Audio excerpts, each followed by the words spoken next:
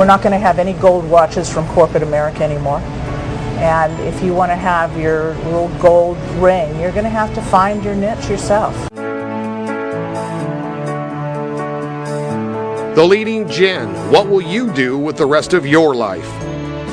These men and women represent our nation's largest market, nearly 150 million people between the ages of 40 and 100.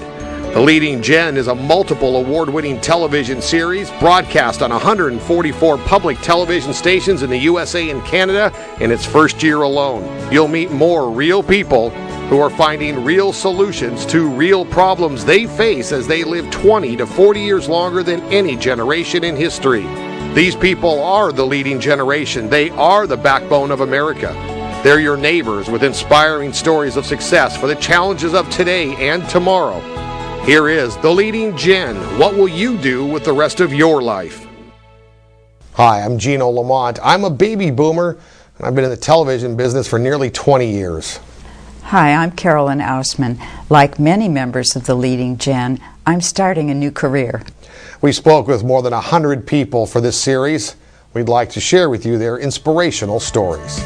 Bonnie Barkley used all of her 401k money to start a new business, a restaurant. Let's find out how she made it work. Frank and Sochi Lyons' grandmother taught them, don't ever give up. Fred Silton developed Parkinson's disease at 87 years old. That didn't stop Fred and his wife from making the most of every day. All this coming up on The Leading Gen. What will you do with the rest of your life? Bonnie Barkley used all of her 401k money and in these difficult financial times started a new restaurant. Let's find out how she made it work.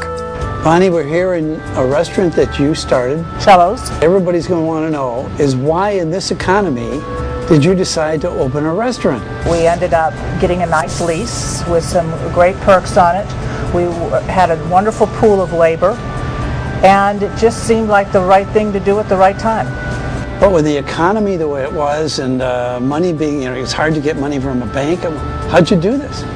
I gambled my entire retirement savings. Your entire retirement. To do that, you must have had an awful lot of confidence that you were going to make it work. I have friends that say I'm fearless. A lot of people are watching and they're going through exactly the same thing and they're wondering whether or not they should get into a business. What does it take to do this? I just think it's a passion. My interest in cooking and food has always been with me, and it just seemed like the right thing to do. It was just a natural progression after corporate America tossed me to the curb. Oh, what do you mean corporate America tossed you to the curb? I was 57 years old, going to work till 62 and retire, and they closed my department, and fortunately for me it was before the economy tanked, and so I got my stock options and all of my perks, and I retired for a year and had a party. People loved my cooking. I ended up in the catering business, renting kitchen space, which was not a good experience, and I decided to start looking for a little kitchen, and this is what I found. How'd you like retirement for a year? It was great. I had money then. Why'd you go back to work? I don't think I'm back at work. Terrific. This is fun. It's an adventure.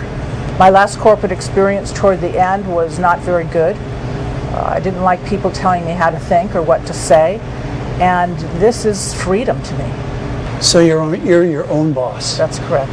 And whatever you do is dependent upon you, not somebody else. That's correct. And you're not expendable. Somebody can't say, I don't need you anymore. And that's correct, as they did to my husband. Yeah. Tom, what happened to you? I worked for a Fortune 500 corporation in the IT field, and I was outsourced. My position was outsourced to India.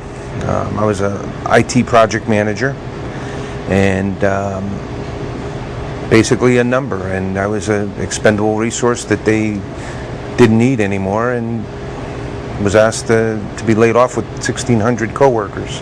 Is that job ever going to come back? Currently, I don't think so. The way the economy is and what corporate America is doing with American jobs, I don't see that happening anytime soon. At 48, what are you going to do? You're going to look for another job? I'm currently unemployed, collecting unemployment, and helping Bonnie with the restaurant whenever I can. But I'm still pursuing to stay with my career. Just going to keep looking see what I can find. It's a common story, Tom. I'm Yes. sure of that. Bonnie, now, how did you get into the restaurant business? My parents both worked. My dad had 2 jobs, so I was the oldest, so I was always home after school and starting dinner, and I just always had a passion for cookbooks and buying food and cooking food. I came from a working class family. My parents both worked very hard, and they gave us all the basics. We had black shoes and white shoes. If you wanted pink shoes, you better get out there and earn some money and buy yourself your pink shoes. So they raised 3 very independent children. In an economy that certainly hit this area very hard. But you're booked. What happened? In season, reservations are a week in advance. I thought when I was going to open here that my problem was going to be how to get people sitting in the seats, and now my problem is I don't have enough seats. You have a very high percentage of return clientele. 50% of our clientele is all return customers. What is it that makes them come back? I think we give our customers a personal touch. We treat this place as our home. You come in our home, so we want people to feel comfortable and welcomed. Do you think that's what's missing from a lot of business today? Oh, absolutely. Yes. Absolutely. What's the key? People are going to want to look and say, Bonnie, tell me, how did you do this? If it feels right, just go for it. We're not going to have any gold watches from corporate America anymore. And if you want to have your little gold ring, you're going to have to find your niche yourself. And it's very scary. I mean, believe me, Tom and I, many a nights in bed, I'd wake up at 3 o'clock in the morning and say, "Are you awake?" He said, "Yeah." I said, "Are we doing the right thing?" What are the dynamics that occur here? Tom just was laid off of work. These are really jolting experiences for families. It's got to be this way across the country. What did you talk about? How did you deal with it? What did you say? How did you take care of this problem? But it never was a problem to us. It was always a challenge. It was never a problem. Terrific. So everything is a challenge and an opportunity. If it feels like the right thing to do, go follow your gut. Follow it. Be fearless about it. And yes, it might not be successful, but it's okay because you learn from your mistakes, and you'll learn when you go to take that risk next time what not to do. It's not so much that you learn what to do all the time. It's what not to do or what you don't want. And those are sometimes the more important lessons in life. Being your own boss, you control your own destiny. And that drive gets you up in the morning to go do what you need to do to take care of business. You know, most of the jobs in America come from small business owners like you. And even though the big businesses, they have a lot of, people talk about them a lot, they don't employ most of the people in the country. It's people like you.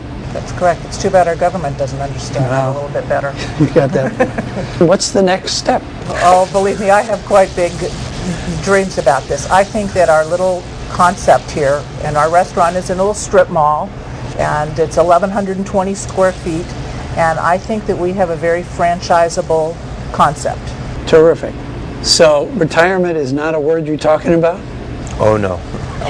We're hoping next summer to take a month off. That's as far as we're thinking right now, Yeah. as far as retirement. You used all your 401k money.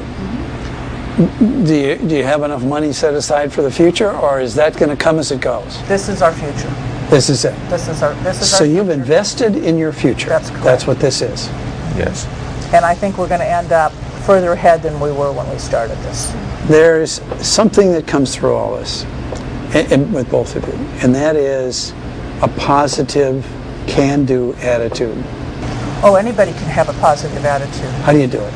You've got to study. You've got to learn to change your thinking. I mean, this, for me, positive attitude started at a very young age with reading a lot of self-help books and what you can conceive and believe you can achieve. And I've trained myself for a lot of years. What about the people who haven't done what Bonnie's done and are now faced with these sets of challenges? What's your advice to them? I think people need to take a deep look at themselves and reinvent themselves.